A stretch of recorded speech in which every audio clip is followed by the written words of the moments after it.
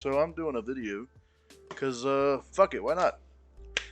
This is gonna be budget builds episode 1 for Magic the Gathering, specifically the Commander format. My idea was I like making Magic decks. I've been building a lot of budget builds lately just for fun. I think it's been really fun to try to keep them within certain price ranges and stuff like that. And I've been kind of doing the secondary idea for it is I'm doing it with my friends in mind. So like I've got buddies that I play Magic with, and when I build these budget builds, I kind of build it with the idea of me melding the way I play with the way they might play, and just a little extra in there too. I don't typically play blue, but this first episode is going to be a budget blue mill deck. It technically has two different ways to win, but the mill plays off the first way to win, and if the mill doesn't work, that secondary way of winning still can be just fine, depending. So, yeah, that's the idea here is budget decks, and I think I'm gonna start by doing just like monocolor budget decks that are built around ideas that I had for my buddies, and then we may go from there. Budget two color, three color, four color, and also just if I find a commander I like, maybe try to do a budget build for him or her or whoever the fuck, a planeswalker. And they may not always be budget builds. This is just kind of the fucking thing I've been on lately is budget builds. Um, but yeah, I'll try to. If I do a lot of these in the future, I'll try to separate what I consider budget or what I'm making with the budget intention from what's not budget. You know what I mean? Just so you don't get confused. I don't know. We're just gonna build decks and have fun with it. I'm using Architect to build these. I love this website. As you can see, it breaks it down in commander, what's blink, what's bounce, what's copy, creatures. Which it's not perfect about that. These are creatures, but I have a bunch of other creatures in here. They're just technically put under something else. But yeah, fuck it. Let's get started. This is the first episode. This is going to be a budget mill deck, blue mill deck. So we're going to start with our commander. Our commander is Arcanis the Omnipotent. It costs 3 colorless mana and 3 blue. The ability is tap, draw 3 cards, or you can pay 4 mana, return Arcanis the Omnipotent to its owner's hand, and it's a 3/4. So this was, I think, a pretty straightforward, easy commander for me to choose for this, especially for the friend I built it for. So the friend I built it for, his favorite colors are probably red and blue. That's his favorite combination of colors to play. He likes fast, interactive decks, and so he loves stuff. He loves, let me think, card draw. Fucking loves card draw. He loves building tokens, but not in the way that like other people do. Like it's not a creature tokens. He likes building like treasure tokens and clue tokens and food tokens and stuff like that. That's a big part of how he plays, and just artifacts in general are a big way he plays. He likes his artifacts. He does a lot of equipment artifacts, but he does also use them for mana ramp a lot.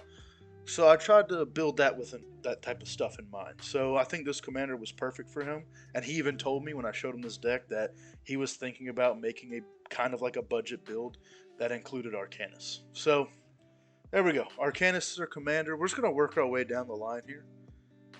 Has it as it has it. So we're gonna go to Blink. So we have Aetherling. You can exile it for 1 blue mana. Return it to the battlefield under its owner's control at the beginning of the next end step. You can also make it unblockable. You can give it a +1/-1 or a -1/+1 until end of turn. And these things aren't tap abilities, so you can pay them as many fucking times as you want. And there you go. So it's kind of a blank ability. If it's gonna get targeted, I can get it out of there. I can make it unblockable, that kind of stuff. I can pay for all of these things if I want, whatever it is. Um, so yeah, that's going to be a huge thing here with the creatures is unblockable. A lot of them are going to have that, or ways to give other creatures unblockable, and you'll see why in a minute. So that's our first blink. Next one's Blur. That one also costs 6 mana altogether. This one costs 3. That's a creature. This is an instant. You can exile a card creature you control, get it off the battlefield, return it to the battlefield under its own control, and then you draw a card. So here's a little bit of extra card draw, but can be used as protection in a dire situation. Somebody's gonna blow up a creature you need.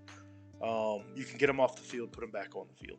So just a little bit of protection and also just card draw. The one thing I've learned playing Magic, especially Commander, is you want things that can do multiple things, unless the one thing it does is really good. Which is fine. But in this instance, I can protect a creature and draw a card doing it for 3 mana. That's not bad. It's not bad at all. Let's move on. So we have Bounce, Arrester's Admonition. Yeah, let's go with that.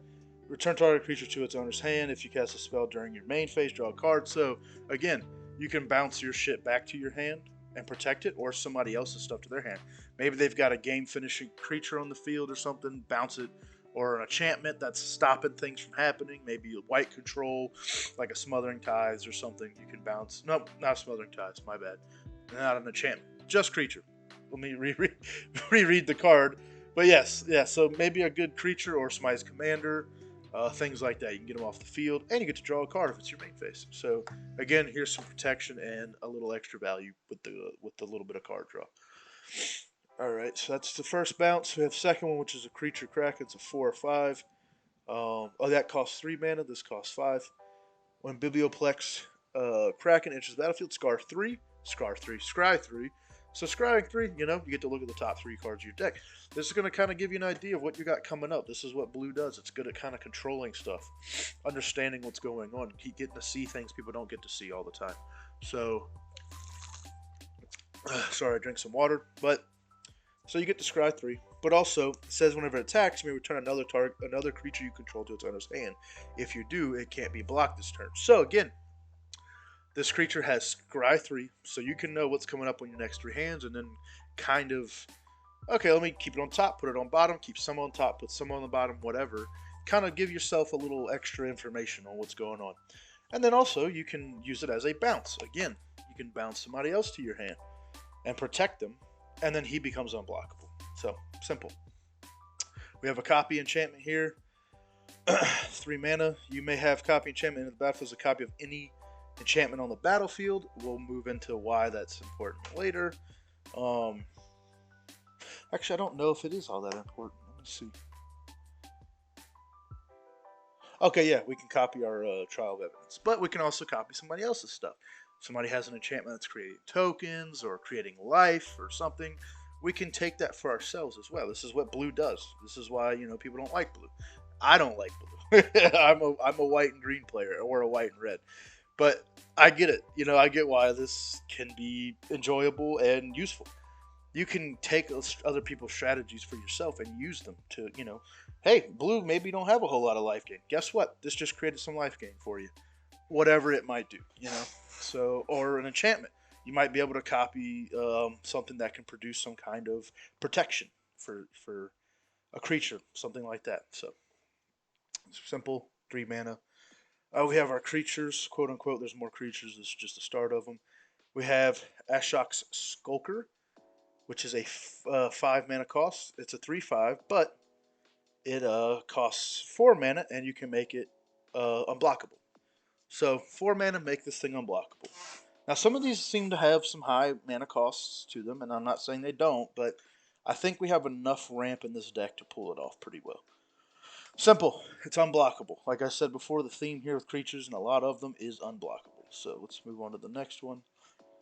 We have Benthic Giant. It's Benthic. 6 mana, hexproof. That's it. That's all it does. It's hexproof, so it's got some protection. It can't be targeted. That's nice. And I do have another way of making other creatures fucking unblockable, so you can use them for that. So a 4/5, pretty simple, straightforward hexproof protection. All right. We'll move down to draw. So draw, we have Aeon Chronicler. It's a 5 mana cost. Get the fuck out of here. Come on. All right. Its power and toughness are each equal to the number of cards in your hand. Where we're going to be doing a lot of card draw, so good to go. You can suspend X, so X plus 3 plus 1 blue mana. X can't be 0. Whenever a time counter is moved from it, while it's exiled, draw a card. So here's a little bit of card draw that's protected, right? You put a fucking Endless Atlas on the field, or a Mind's Eye, these types of things. They can very easily be blown up. This, you get it out, you suspend it. Yeah, it's kind of a high cost, but suspend it for 3 turns, 4 turns, whatever it may be. And now you've got something allowing you to card draw without really being too volatile to being blown up or exiled itself from your hand. So pretty good. Aetherworks Marvel. It's a legendary artifact. When a permanent you control is put into a graveyard, you get 1 energy counter. So you can tap it, pay 6 energy counters, look at the top 6 cards of your library, may cast a spell from among them without paying its mana cost for the rest on the bottom of your library. So again, here's a little bit of knowing what's going on. It's kind of like tutoring, I guess, in a way. It is tutoring, I guess. We get to see what's on the top, find what we may need. We may need our way of milling, or that next creature to do the next big thing we need, or an enchantment, or your Whisper Silk Cloak for protection, whatever it is. Here's an option to try to get that in your hand. And this is based off of your stuff dying. So your stuff dying gives you extra value. Once again, any permanent you control that goes in the graveyard, you get an energy counter. So this is just that extra value. Extra value. So you get to do tutoring based on your things dying when this is on the field. That's huge, right? A lot of people don't get anything when other shit dies. It just dies and, shit, it's dead, or whatever, or gets fucking blown up, and then it's like, that's it. Here's a little extra value for you. Cool. Archive Dragon. Oh, that costs 4 mana. This is going to cost 6 mana.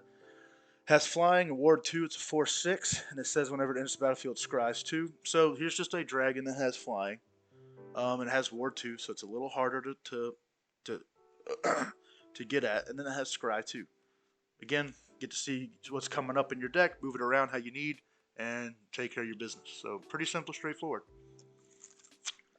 All right, on to the next one. Arkham's Astral Blade. I actually don't know what that costs. Oh shit, that's a snow artifact. Just realized that. I'm gonna have to get rid of that. See, I'm glad, I didn't check this beforehand. Now you guys get to watch me be a fucking idiot. Cool, we'll get rid of that because we don't have any snow permanents in here. If it will let me let me get rid of the thing. Alright, we're just gonna click on it. Here we go. Alright, we'll replace that in a minute with something different. Not a big deal. Artificer's Epiphany. It's gonna be 3. It's an instant, draw 2 cards. If you control no artifacts, discard a card. We have a lot of artifacts in this deck, so there's a good chance that you could have an artifact, or just make sure you do have one. Just like that Treasure Vault land right there. But a little extra card draw. Quick, fast card draw, going on. We have Behold the Multiverse for 4 mana. Scry 2, then draw 2 cards. So you get to scry, see what's there. And then you can make the decision, are these the 2 cards you want to draw? Do you want to just draw 1? Draw both? Draw 0 of them? Whatever you want to do. Here you go. Bam. Then you have Foretell. During your turn, you may pay 2 and exile this card from your hand, face down, cast it later on its Foretell cost. So it costs a little less on the Foretell cost. So that can also be useful to you later. You have Biden of Thassa. This is going to cost you 4 mana. Whenever a creature you control deals combat damage to a player, you may draw a card. Creatures your opponents control attack this turn if able for 2 mana and a tap. This is perfect for this deck. This is huge for this deck because you have a lot of unblockable creatures, so the chances of you doing combat damage is pretty good. And it just says whenever a creature. It doesn't say happens once this turn. So if you have 4 creatures deal combat damage to a player, well, there you go. You get 4 fucking cards drawn, right? Off of creatures that can't be blocked. Perfect. And then you can also force them to attack this turn and then block them as you see fit. Alright, next we have Case the Joint, which is going to cost you 4 mana. Draw 2 cards and look at the top card of each player's library. So you get to draw 2 cards and then get an idea of what these people have on the top card of the library. So you can see, is there a combo piece coming up? Is there a big piece of the strategy they're building? Is there life gain? Is there this? Is there that? You'll get to know what's going on and then try to prepare accordingly. It's pretty simple. Coastal Piracy, 4 mana. Whenever a creature you control deals combat damage to an opponent, you may draw a card. So now, this with Biden of Thassa, you're actually going to get 2 each time. So it's going to trigger both. And if those 4 creatures would have gotten you 4 cards, now they're getting you 8 cards drawn. That's huge.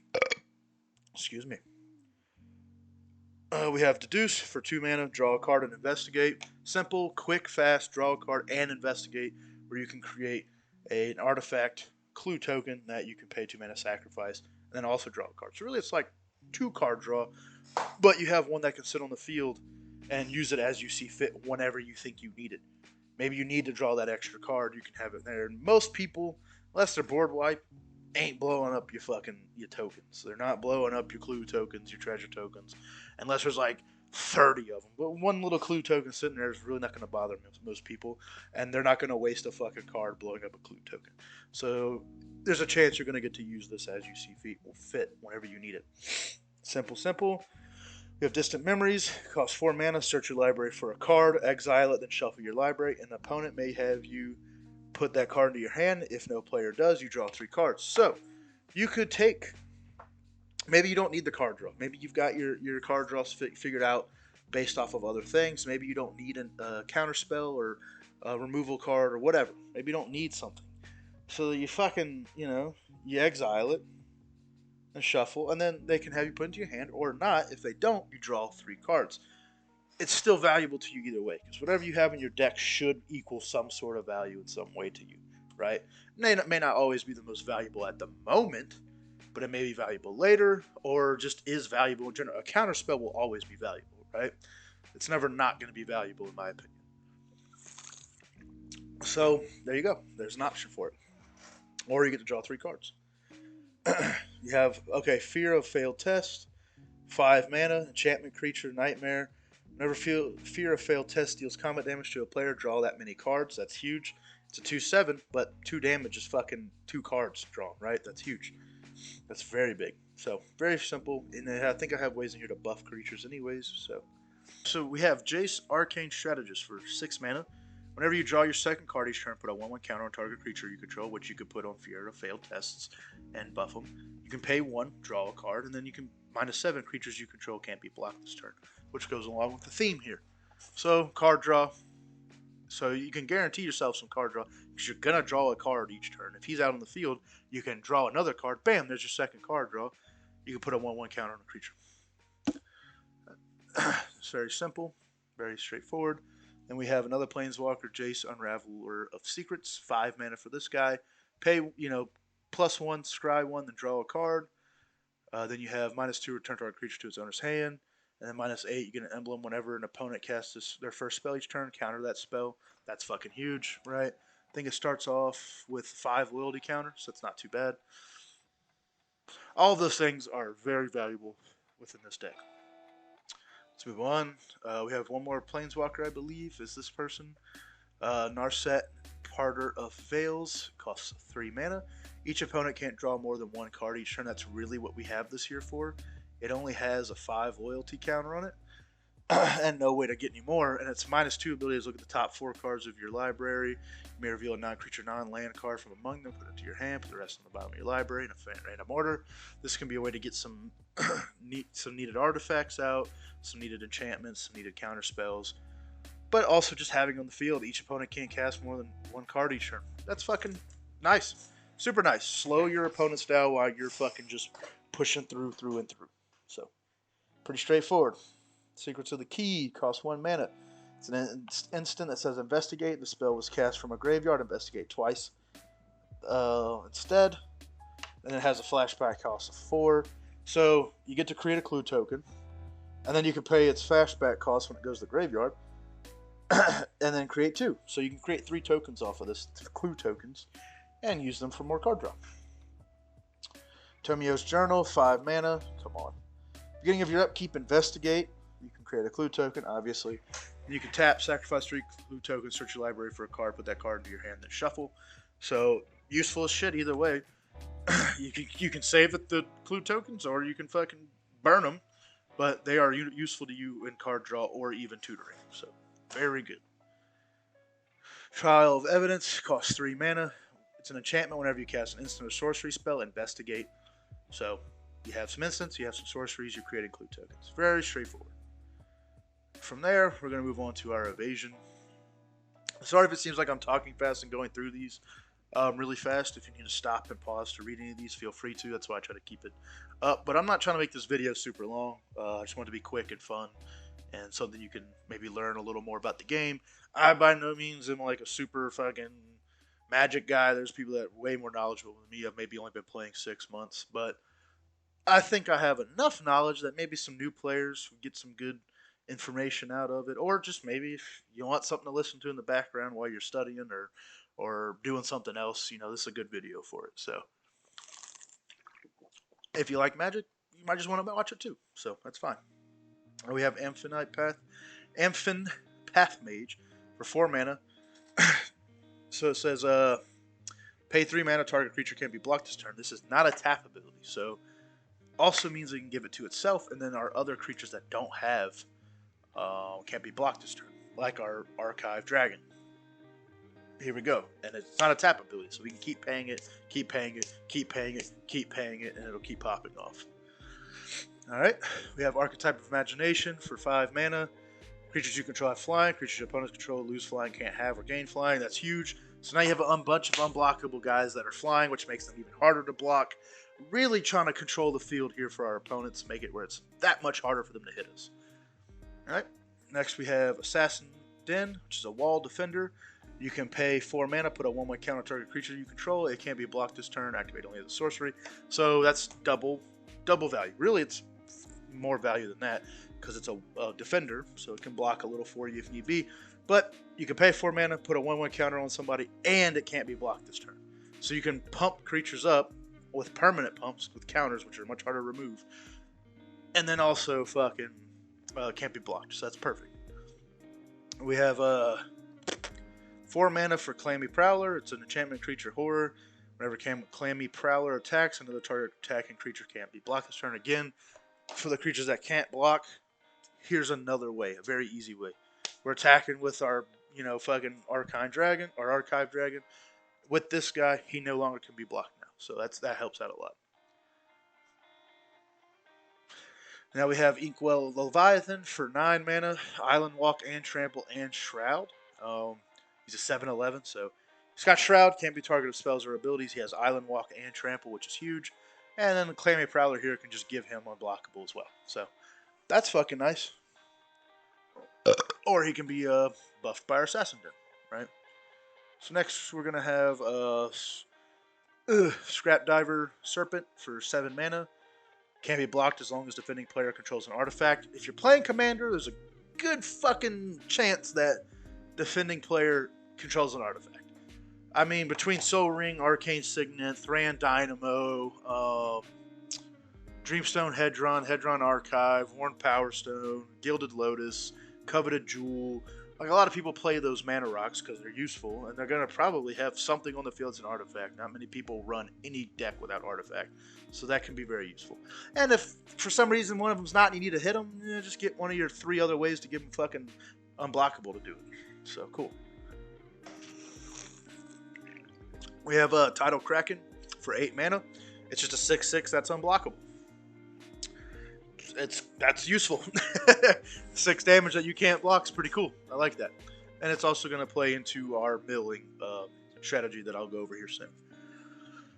We have Tromokratis for 7 mana. It's a legendary creature, Kraken. It has hexproof unless it's attacking or blocking. Can't be blocked unless all creatures defending player controls blocks it. So this can be a way to, like, either you take an 8 damage bitch, or you're fucking gonna have to block it with everything you got, and then I get to choose the blockers and kill the blockers I deem necessary. So it can be a tough situation for a lot of people. Our lands, very simple. We have Archway of Innovation. It enters the battlefield tab unless you control an island. You can also play 1 blue mana, and tap it. The next spell you cast this turn has an improvise, which means your artifacts can help you pay it. So for some of these higher mana cost guys, like, Tidal Kraken for 8 mana, Inkwell Leviathan for 9 mana, your Archetype of Imagination for 6 mana, 7 mana on some of these guys, kind of high, right? Or just some of your enchantments and artifacts too. Here's an extra way to do it. If you got fucking clue tokens on the field that you can tap, you can use them to help pay for this, which is nice. So just a little extra benefit there. This one, interest tap lets you control an island. But if you pay 4 mana, tap it, and scry 2. Here's another scry ability that's going to be a lot harder to get around. Now, mind you, I'll go ahead and preface this. This is a bracket 2 deck. Most of the decks I build are bracket 1 to bracket 2. I don't really go above that most of the time. So the chance of somebody blowing your shit up in bracket 1, your lands up in bracket 1, bracket 2 are much lower than if you're 3, 4, or 5. So just keep that in mind with these decks. They're budget builds. They're probably not going to be 3, 4, 5 brackets. Maybe somebody can build $50, $40, $50, $60 deck for a bracket 5. If they can, shit, go for it. I just know I can't. I'm not that knowledgeable. We have Coral Atoll, enters the battlefield tapped. When it's battlefield, sacrifice unless you control or you return an untapped island you control. Then you can tap it for 1 colorless and 1 blue, which helps with our artifacts and just things of that nature. So extra ramp here, right? So then we have Desert of the Mindful. It just enters tap, can be added blue, or you can cycle it. So here's a little bit of extra card draw. Maybe you don't need land. You got fucking 13 lands on the field that are all you really need. Whatever. So here you go. Here's an option to draw a card. So it can play both. Extra value. We have Halimar Depths. When it enters, look at the top 3 cards of your library, then put them back in any order. You can also tap it for blue. Again, kind of a scry effect. So you can kind of place what you need in your hand as you go. Then we got 30 islands. The best way to build a budget deck is look at your mana base. Your mana base, can get fucking expensive without you realizing it. So it's going to be 30 islands. Simple, basic lands, cheap. You can get fucking, land stations for 20, 30 bucks online with, 80 to 100 islands in it, right? So there you go. We also have Treasure Vault. You can just add colorless mana, or you can pay X and X, which is the same cost, to tap it, sacrifice it, create that many treasure tokens. So that's awesome. There's more value there, more mana ramp. Alright, so next we're going to move on to our mill. So this is where this whole unblockable creature stuff is going to come in here in just a minute when we get to the last mill card. We're going to start here. Chronic Flooding costs 2 mana. Enchant land. Whenever enchanted land becomes tapped, its controller puts the top 3 cards of his or her library into his or her graveyard. Throw that on somebody's land, and maybe something they need. If they're playing let's say a fucking green and white deck, and they've got 4 plains and 1 forest or a dual land, you can go ahead and throw this on there, and it's going to make it slow them down a little bit, right? So there's a little help. We have Startled Awake, which is going to be a 4 mana cost. Target opponent puts the top 13 cards of his or her library into his or her graveyard. That's pretty good. Then you can pay 5 mana, put Startled Awake from your graveyard into the battlefield, transform, activated only as a sorcery. Then it becomes a 1/1 nightmare called Persistent Nightmare. It has Skulk, so it can't be blocked by creatures with greater power. When Persistent Nightmare deals combat damage to a player, return it to its owner's hand. So there's a good chance of that happening. If it returns, guess what? Bam! You get the same sorcery again, where you can hit them for another 13 cards. So, not going to say that's going to be a super consistent thing. I'm sure there's a way to build it where you can do that, but, just want to give the option. Then here's our main mill, and the whole reason Whisper Silk Cloak is in here. So, we're going to move down to it. Alright, so this costs 3 mana, 3 blue. It's a legendary enchantment creature, Nightmare, the Mindskinner. It's a 10/1. It can't be blocked, and it says, if a source you control would deal damage to an opponent, prevent that damage, each opponent mills that many cards. Really think about what that says. So if you just deal damage to an opponent, you prevent it, but it also causes each opponent to mill that many cards. It doesn't say it happens once per turn, so each thing, right? So if I swing out with this 4 right here, this 4/5, say the 4/5 and the 10/1, and this 8/8 here, right? I mean, fucking, what does that come out to? 22? So each opponent, not each player, each opponent has to mill 22 cards. That's fucking huge. That is huge mill, right? On everybody? God damn. And then all your creatures are, guess what? Unblockable. Or you have a way to put unblockable on them. So motherfuckers just got to take that hit and their cards get milled. Now, if this guy ends up getting blown up, well, you know what? At least you still got a bunch of unblockable creatures you can start dealing out damage. So the mill is the main point here, but you can still win this fight just through pure damage with unblockable creatures that you can have different ways of buffing. So that's helpful. Then we have Whisper Silk Cloak. Creature can't be blocked and has Shroud. This is used for our Mindskinner here. That's what I want it for. It goes on him. He now has Shroud. Can't be targeted. All right, let's move down to our removal. Actually, our ramp, my bad. So we have Alloy Myrrh. It's just simple. Play it. Add 1 mana of any color to your mana pool. There you go. 3 mana cost for that guy. Arcane Signet. You see it everywhere. You know what it is. You can read it. There you go. Astral Cornucopia. It's cost X, X, and X. It enters battlefield with that many charge counters. Choose a color. Add 1 mana of that color for each charge counter on it. So if we're ramping off of other stuff already, we're drawing cards, we're ramping, we're getting good, we're getting lands and stuff out. We can maybe go ahead and cast this thing for 4, 4, and 4, right? Well, it has 4 charge counters on it. Well, guess what? You can tap it and get 4 mana. That's pretty good. It kind of has some versatility there. And we have Coveted Jewel. Whenever enters the battlefield, you draw 3 cards, and you can tap it for 3 mana. So there's a little extra card draw, but also 3 mana has dual value for you, right? Darksteel Ingot. It's indestructible, and you can add 1 mana. So here's an indestructible artifact. You're gonna have to exile it to get rid of it. That's pretty nice. Coveted Jewel costs 6. This costs 3. We have Decanter of Endless Water, costs 3 mana. You have no maximum hand size, and you can add 1 mana of any color. So there's that.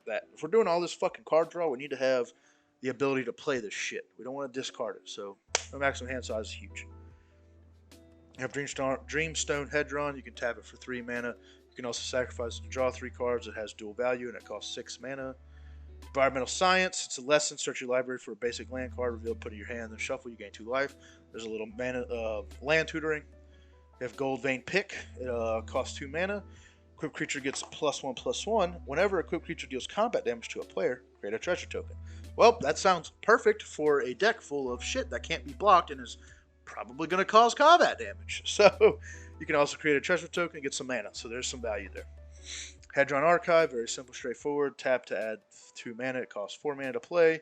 You can also sacrifice it to draw 2 cards. We have Thought Vessel. You have no maximum hand size, so here's another option in case the other guy gets blown up. Here's another one. We have Treasure Map. You can pay 1, scry 1, put a landmark on it. Then if there are 3 or more landmark counters on it, remove those counters. Transform a treasure map and create 3 treasure tokens. So there's some extra mana for you. Transforms it to a land. You can sacrifice a treasure and draw a card. So perfect. You can turn your treasures into mana value or card draw value. Then more Power Stone. Very straightforward. Enters the battlefield tapped. You can tap it for 2 mana and it costs 3. It's like a shittier Soul Ring. There you go. Here's our removal. Admiral's Orders. It's an instant. If you attack with a creature this turn, you may pay 1 rather than pay the spell mana cost. Mana cost is 3. And you counter target spell. Counter target spell. If that spell targets a commander you control, instead counter that spell, scry 2, then draw a card. There's some extra value potential there. Sounds good to me. Costs 3 mana. Blink of an Eye. Costs 2 mana. It has a kicker of 2. Return target non-land permanent to its owner's hand. If the spell is kicked, draw a card. Again, we're turning our removal into a card draw. It's giving us extra value. Sounds good to me. Bone Ash for 4 mana. Counter target spell, target creature spell, and draw a card. There you go. There's your extra value. You're stopping something from happening and then also giving yourself some advantage. 1 card is giving you 2 values. So that's nice. Capture Sphere for 4 mana. It has a flash. You can enchant creature when Capture Sphere enters tap enchanted creature. Enchanted creature doesn't untap during its controller's untap step. So perfect, right? Sounds good. You can stop people's commanders. You can stop people's fucking combo pieces. You can stop, maybe an important creature to their strategy. It's a value engine of some sort. There you go. You can stop it without having to fucking counterspell. And it has a flash. Colossal Whale is a creature we have. It costs 7 mana. It's a 5/5. It has Island Walk, which is cool. And whenever it attacks, you may exile target creature defending player controls until it leaves. So you can give it fucking unblockable. It can attack, so you know it's going to be pretty safe whenever it does attack, unless somebody blows it up or exiles it. Then exile somebody else's shit. Sounds cool. Get rid of one of their big boys, right? Confirm Suspicions. Cost 5 mana. Counter target spell and investigate 3 times. There you go. Double value. It's kind of a high cost, but hopefully our ramp can get us to that point where we're good. So, high cost there.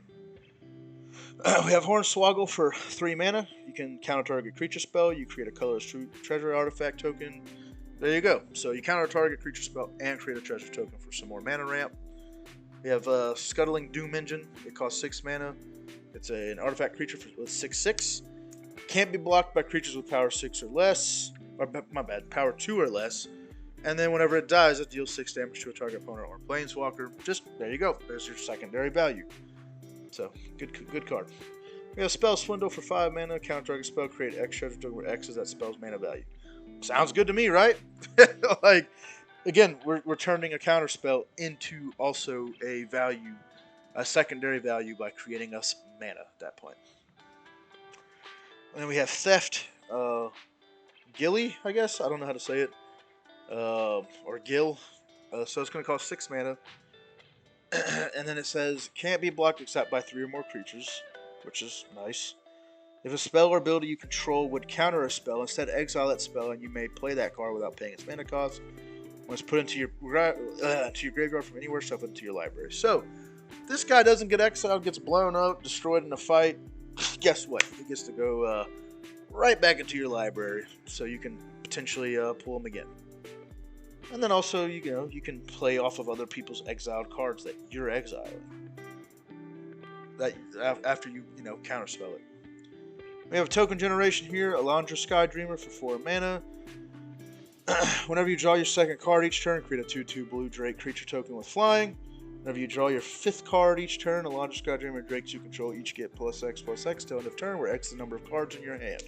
Well, we're trying to go for lots of card draw here. So if we can sit here and create Drakes and then we can sit here and just give them +X/+X so we can buff the shit out of them. If not, you're just creating Drakes. And guess what Drakes are good for? Fucking blocking and stuff. So that's perfect. Nothing wrong with that. Make sure I got that all. Then we have our tutor. So you tap it. This is Transmutation Font for 5 mana. Tap, create your choice of a blood token, a clue token, or a food token. You can sacrifice 3 artifact tokens with different names, search your library for an artifact card, put on the battlefield, and shuffle. So here's a way to tutor for our mana ramp, and also to create our own mana ramp. Well, not a mana ramp, our own card draw, or our own food, and I guess blood tokens count as mana ramp. I don't like them, but some people wouldn't mind it. So yeah, that's the rundown of the deck. It's a pretty straightforward deck. Most creatures can't be blocked or have a way to become unblockable. We have pretty good mill here, multiple ways to get mill done in large amounts, but only downfall is they need to really be protected. So you got to do what you can to protect them. That's why we have our removal here. Our removal can really be used defensively to counterspell other people from stopping our guy from being destroyed, on top of Whisper Silk Cloak. We have fucking pretty good ways to make some value here with clue tokens and treasure tokens. And we also have just straight up draw in here as well. So. And some pretty good ramp altogether. So yeah, that's the deck. Yeah, budget blue mill. Says there's an error. Oh yeah, because I got rid of that one fucking card. That will probably just be replaced with some other artifact that allows me to search for a basic land, more than likely. Yeah, so that's it. That's the deck. I hope you guys enjoy this video. I know I kind of talked through it a lot. This is the first video I've done on something like this, but I just didn't want to take too much time to make it. I might slow it down in the future and just let it be a long video, something for you to enjoy in the background, something for you to listen to while you're playing a game or building your own deck or whatever, or something like that. So, but yeah, there's a good chance it'll be slowed down in the future. Just I wanted to get this done, so it seems kind of rushed. But yeah, hope you enjoyed it, and look forward to seeing you on the next video. See you later.